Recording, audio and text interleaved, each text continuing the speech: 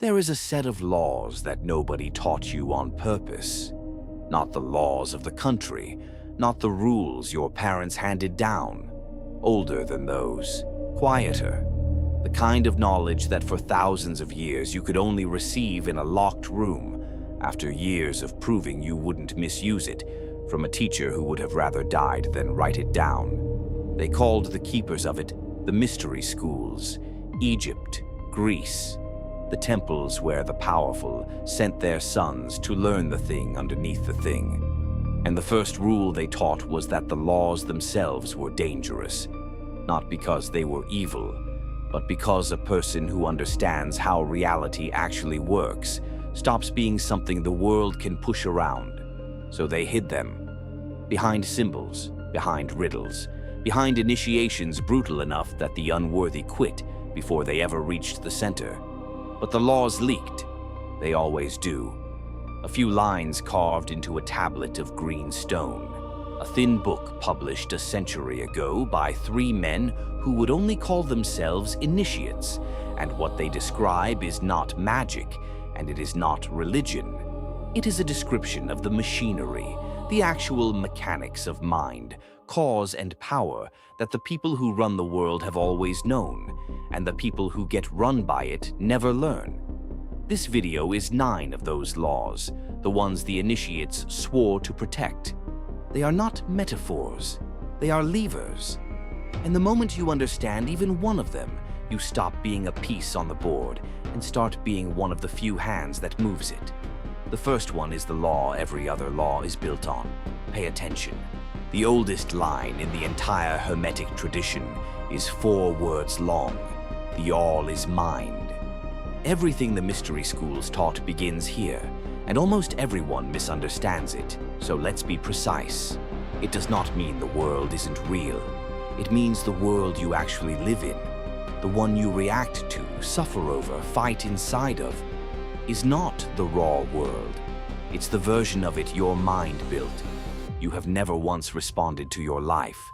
You've responded to your interpretation of your life every single time, and you mistook the interpretation for the thing itself. The initiates understood that this is the master key, because if your experience is mental, then your experience is editable. The event is fixed, the meaning is not, and the meaning is the part you actually live inside. Here is the mechanic, and it is the most important one in this entire video. Between everything that happens to you and your reaction to it, there is a gap. Most people have collapsed that gap to 0. Something happens. They react instantly, automatically, as if the reaction were the event. The work is to pry that gap back open and live inside it. To stop and ask before the feeling hardens. What story am I telling myself about this? And is it the only one available? Someone doesn't text back. The automatic mind writes the story instantly. They're done with me. I did something wrong. That story is not information. It's a mental habit wearing the costume of a fact. And you will feel the full grief of a rejection that may not have happened because the mind does not check whether the story is true before it makes you bleed. The person who has this law doesn't pretend the world is sunshine. They simply refuse to let the first story win by default. They hold the event still and choose the frame that serves them because they know the frame is the only part that was ever theirs to choose. The masses live inside a mind they did not author. The initiate authors his. The all is mind. That's Law 1. On the Emerald Tablet, the most famous esoteric text ever carved, there is a single line that the alchemists spent their lives decoding. As above, so below. As below, so above. People treat it like mysticism. It is actually a tool for seeing, and it is brutally practical. It means the pattern repeats across every scale. The way a thing happens small is the way it happens large. The way a person does anything is the way they do everything. Read the little version and you've read the big one. Before the big one arrives to teach you the hard way. The initiates use this to know things they had no business knowing yet, because nothing reveals itself all at once. but everything reveals itself in miniature, constantly, if you've trained your eye to read the small as a map of the large. The mechanic is to stop dismissing small things as small. The way someone treats the waiter is the way they will eventually treat you. The kindness they show power, and the contempt they show the powerless is the whole character, shown in a scale you were free to observe before you were involved. The way you handle the workout you don't feel like doing is the way you'll handle the marriage when it gets hard. How you do the small thing is the blueprint of how you'll do the large one, because there is only one of you, and he shows up everywhere. This is how you see people early. Everyone gives themselves away in the details, constantly, because they think the details don't count. They're on their best behavior for the big moment and completely unguarded in the small one, which means the small one is the truth and the big one is the performance. The person who reads, as below, so above, stops waiting for the betrayal to know the man. He already read it, in the way the man broke a small promise and explained it away. And turn it inward, because this is where it stops being clever and starts being heavy. If you want to know what your life will become, don't look at your goals. Look at your ordinary Tuesday. The large life is just the small day, repeated until it hardens. Fix the day, and you've already fixed the decade. Small reveals large. The waiter is the warning. The Tuesday is the prophecy. As above, so below. That's law 2. The third principle the initiates guarded is this. Nothing rests. Everything vibrates. Everything is in motion, including the things that look most solid, including you. Nothing rests. Everything moves. Everything vibrates. Strip the mysticism off it, and here's what it means for your life. You are never in a fixed state. You are always at some frequency, some pitch of energy, mood, and presence. And that pitch is broadcasting into every room you enter before you've said a word. People don't first respond to your argument. They respond to your state. They feel your frequency and answer that, and the words come second. You already know this. You've walked into a room where something was wrong and felt it on your skin before anyone spoke. You've met the person whose calm settled your whole nervous system, and the person whose tension put you on edge for no reason you could name. That transfer is the law. State is contagious, and somebody's always setting it. The mechanic is to stop trying to control the room and start controlling your own frequency, because the room tunes to whoever holds their pitch the hardest. Most people are tuning forks. They walk in empty and vibrate at whatever the room hands them. The anxious meeting makes them anxious. The angry person makes them angry. They have no note of their own, so they play everyone else's. The initiate walks in already sounding a note, composed, low, unhurried, and refuses to be retuned. And slowly the room bends to him, because a steady frequency always pulls a chaotic one toward it. This is why the most powerful person in the room is so often the calmest. It isn't a performance of calm. It's that they've made their internal state the one thing they refuse to outsource. They manage their pitch the way a musician tunes before he ever plays, knowing that if the instrument is off, every note after will be too. And you raise your frequency the way you'd raise anything, deliberately, physically, before you need it. The way you stand, the breath you slow on purpose, the thoughts you refuse to keep rehearsing because you can feel them dragging your pitch down. You don't wait to feel powerful and then act it. You set the state, and the feeling obeys the state, because the body was always the faster door into the mind. Whoever holds their frequency sets the rooms. Everyone else is just an echo. Everything moves. That's law 3. The fourth law sounds like a paradox until it sets you free. Everything is dual. Opposites are identical in nature, but different in degree. Here is what the initiates meant. Hot and cold are not two things. They're one thing, temperature, at different points on a single scale. There's no exact line where cold ends and hot begins. It's it's all the same substance, more or less of it. And they taught that this is true of everything, including the things inside you that you think are separate enemies. Fear and courage, love and hate, weakness and power, not opposites. The same energy at different degrees on one line. This is not a comforting idea. It's a weapon because of what it implies. If two states are the same thing at different degrees, then you can move along the line. You can transmute. You cannot turn a thing into its opposite by force. You cannot order yourself to stop being afraid. But you can slide it up the scale, because there was only ever one scale. The mechanic the alchemists actually practiced was this. You do not fight the low state. You raise it by degree. Fear and excitement are the same arousal, same racing heart, same tight breath, wearing two different stories. You can't command the body to be calm in the moment that matters, but you can take the exact energy of the fear and re-aim it. This isn't dread, this is readiness. This is my system coming online for something that matters. Same fuel. One notch up the line. The alchemists called it turning lead into gold, and the lead was never metal. It was the heavy state, and the gold was the same energy, transmuted. You see the people who never learned this everywhere. They try to amputate the feeling, kill the fear, suppress the anger, banish the desire. And it never works, because you cannot delete one end of a single scale. The energy goes underground and runs them from there. The initiate doesn't amputate. He moves the dial. He takes the anger that would have made him stupid and walks it up into a cold, fueling resolve. Same fire, pointed somewhere useful, and the deepest turn of this law. The thing you're most ashamed of is usually your greatest power, sitting at the wrong degree. The sensitivity that gets you hurt is the same wiring that lets you read a room no one else can read.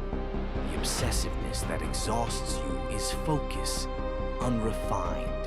You were never meant to kill those parts. You were meant to walk them up the scale. You don't destroy the dark thing. You refine it. It was always the same substance as the gold. Everything has its opposite. That's Law 4. The fifth law the mystery schools taught is the one that will save you on your worst days. Everything flows, out and in. Everything has its tides. The pendulum swings. Nothing in nature holds a single state. The tide comes in and goes out. The seasons turn, and your life, your mood, your momentum, your motivation, all of it swings too, on a rhythm you did not choose and cannot stop. There is no version of your life that is all high. The swing back is not a malfunction. It's the law. It was always coming. The initiates understood something about this that changes how you survive the downswing. Most people are destroyed not by the low itself, but by their belief that the low is permanent. The pendulum reaches the bottom of its arc, and they conclude the bottom is the new floor of their entire life. They make permanent decisions. They quit. They burn it down. They give up on the thing. In the exact part of the cycle where their judgment is least trustworthy, and the swingback hasn't started yet. The mechanic is to learn to feel which part of the swing you're in, and to refuse to trust the verdicts the low delivers. When you're in the down cycle, and you will be on a schedule, the mind generates a flood of convincing conclusions. This isn't working, I'm not built for this, it'll always feel like this. The law tells you those aren't insights, they're weather.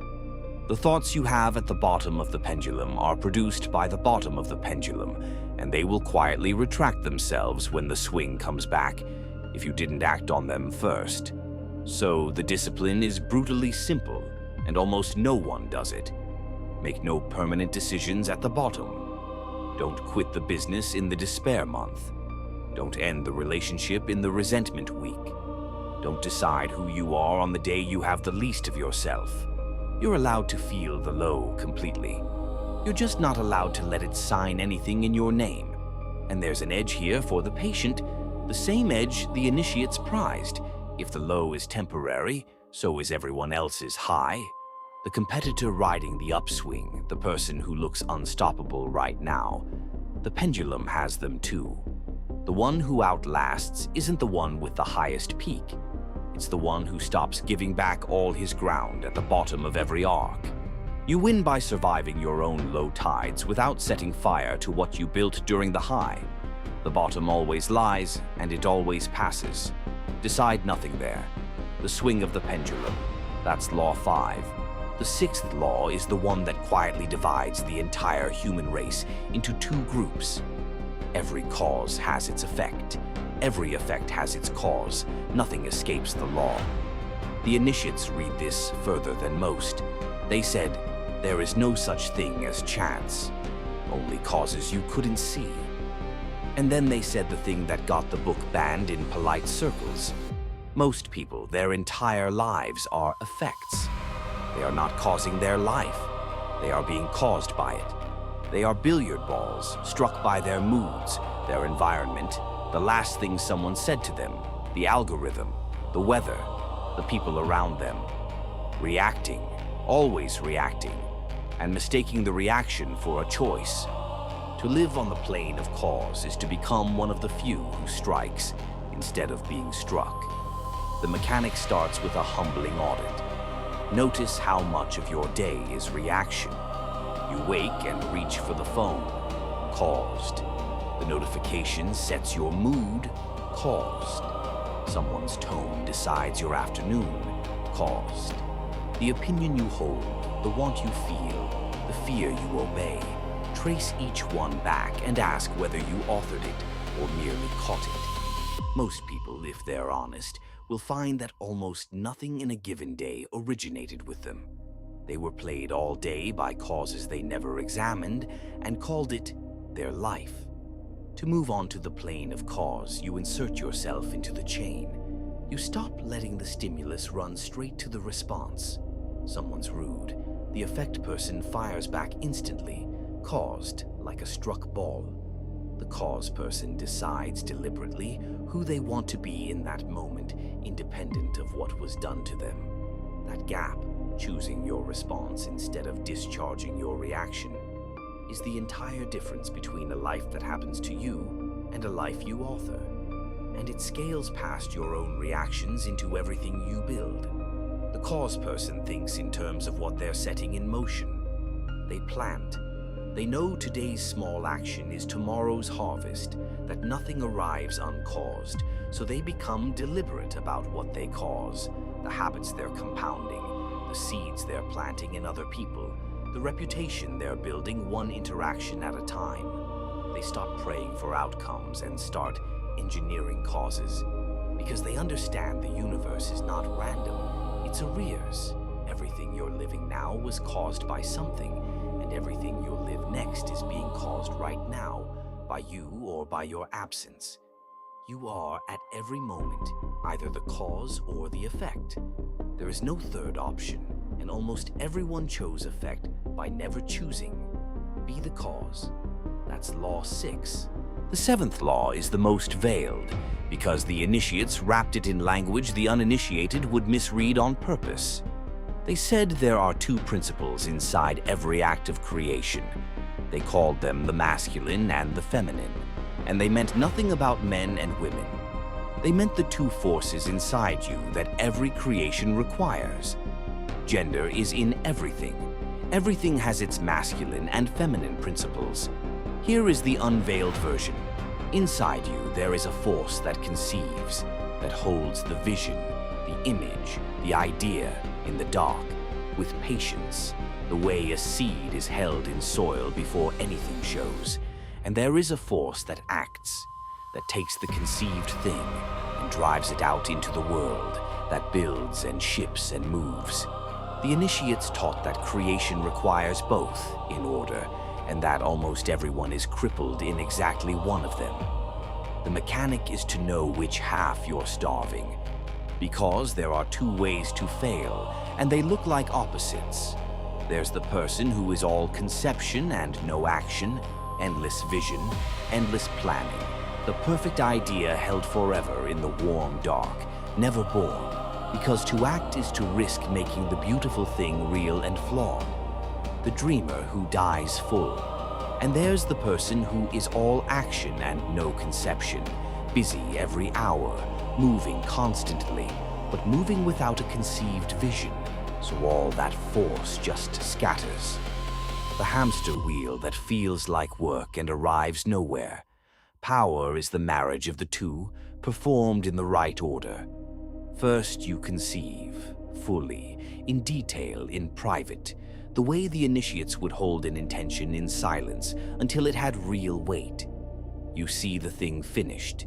You let it gestate until it's vivid enough to pull you, and then you switch forces entirely. You stop dreaming and you drive it out. You act on it with everything the vision gave you, no longer questioning the vision, only executing it. Conceive in the dark, build in the light. Most people try to do both at once and do neither.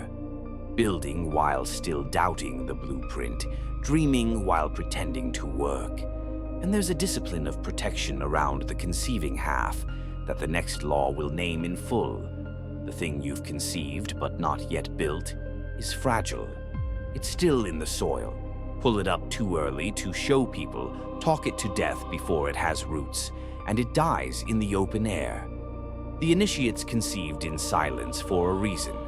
What's gestating needs the dark. You are both the one who dreams it and the one who builds it. Starve neither and never confuse their seasons. Conceive, then create. That's Law 7. There is a formula at the heart of every Western mystery school, 4 commands, and the first 3 are the ones people quote. To know, to will, to dare. But the 4th is the one they were actually sworn to, the one that separated the initiate from the fool, to keep silent. This is the law of the closed mouth, and in an age where everyone broadcasts everything, it has become almost a superpower simply because no one practices it. The initiates kept silent for reasons that are pure strategy once you strip the mysticism off. First, the unspoken plan keeps its power. The moment you announce what you're going to do, something in you relaxes. The talking gave you a hit of the reward before you earned it, and the drive leaks out through your mouth. The people who tell everyone about the diet, the business, the plan, and then never do it, they're not lying. They spent the energy in the telling. Talk is a release valve, and you cannot build pressure through an open valve. Second, what you reveal, you hand over. Every fear you announce becomes a handle other people can grab. Every plan you broadcast can be copied, undercut, or talked out of you by the first person who feels threatened by it. The initiate moves in silence not because he's hiding, but because he understands that information is power, and he refuses to give his away for the cheap warmth of being seen. The mechanic is to develop a deliberate gap between what you know and what you say. Not lying, silence. When something good is coming, you don't announce it. You let it arrive and speak for itself. When you're building something, you protect it in the dark until it's strong enough to survive contact with other people's doubt and envy. When you feel the itch to explain yourself, to justify, to fill the silence with your reasons, you notice that itch as a leak, and you let the silence stand instead. Most people cannot tolerate an unexplained silence. The initiate lives in it comfortably and lets everyone else rush to fill it with their own information. And there is a deeper power in it, the one the schools cared about most. The person who keeps silent becomes unreadable, and the unreadable person is the one with all the leverage in the room. Everyone else has shown their cards, their wants, their fears, their plans, spilled out in the need to be understood. You've shown nothing. You know where everyone stands, and no one knows where you do. That asymmetry is the whole game, and it costs you nothing but the discipline of the closed mouth. Let them wander. The unspoken thing keeps its power, and the unreadable person keeps the room. Keep silent. That's Law 8. The last law is the one the mystery schools would not teach with words at all. They taught it with an ordeal. No one crosses the threshold unchanged. To enter the inner room, to actually receive the knowledge, you had to pass through an initiation, a trial, something hard enough, frightening enough, real enough, that the person who walked out was not the person who walked in. And this was not cruelty. It was the law itself made into an event, because they understood the final, unsellable truth at the center of all of it. Knowledge alone changes nothing. Only the ordeal that knowledge demands ever changes the person. This is the law that protects all the others from being useless to you, because you've just heard 8 laws, and there is a comfortable lie waiting for you. The same lie that lets people consume 1,000 videos and stay exactly who they are. The lie that understanding is the same as transformation. It isn't. You can know every one of these laws perfectly and remain completely untouched by them, the way a man can have a library and never become wise. Knowing is the map. The threshold is the territory, and the only way across is to walk. The mechanic, the last one, is the hardest and the simplest. You must do the thing that the knowledge demands, in the place where it costs you something. The law of silence means nothing until you actually stay quiet in the moment you're dying to speak. The law of cause means nothing until you actually choose your response in the moment you're flooded with reaction. Every one of these laws has a threshold attached, a specific, uncomfortable action it requires of you in the real world. And the law is inert until you cross it. The initiates made the ordeal external because they knew the human animal will choose comprehension over transformation every single time it's allowed to, because comprehension is safe and transformation hurts. And here is the thing they wanted you to understand about the pain of it. The discomfort is not a sign you're doing it wrong. The discomfort is the doorway. The resistance you feel at the threshold of any real change, that exact feeling you're trained to avoid, is the feeling of the old self refusing to die so the new one can be born. Most people feel that resistance and turn back every time, and call the turning back not the right moment. The initiate feels the identical resistance and reads it correctly. This is the threshold, and the fact that it costs me is the proof that it's real. So the question the mystery schools were really asking, behind every symbol and every locked door, was never "do you understand?" It was, "Are you willing to be changed?" Almost no one is. They want the knowledge without the ordeal, the gold without the fire. And so the laws stay safe, protected not by secrecy anymore, but by the one lock that has never been picked. The unwillingness of most people to actually walk through the door once it's opened. You've been handed the laws. The threshold is yours. No one crosses it unchanged, and no one crosses it for you. The price of the threshold. That's Law 9. The mystery schools are gone. The temples are ruins. The initiations are dust. And the men who would have died before they wrote this down have been dead for 2,000 years. But the laws didn't die with them. They were never the schools to begin with. The initiates didn't invent the way reality works. They just got there first, into the locked room, and described the machinery the rest of the world spends its whole life being moved by without ever seeing. Most people will hear 9 laws and treat them like a video. Interesting? Maybe true.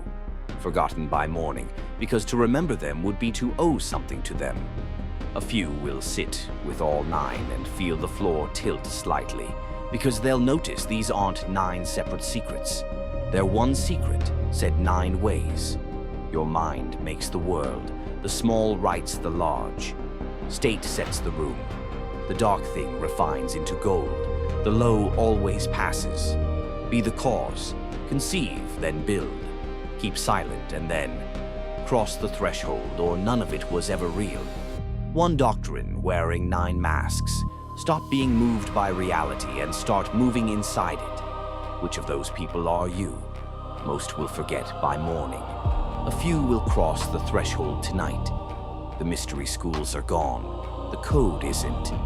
This is the Serpent Code. I'll see you in the next episode. Which law are you breaking without knowing? Drop your number below.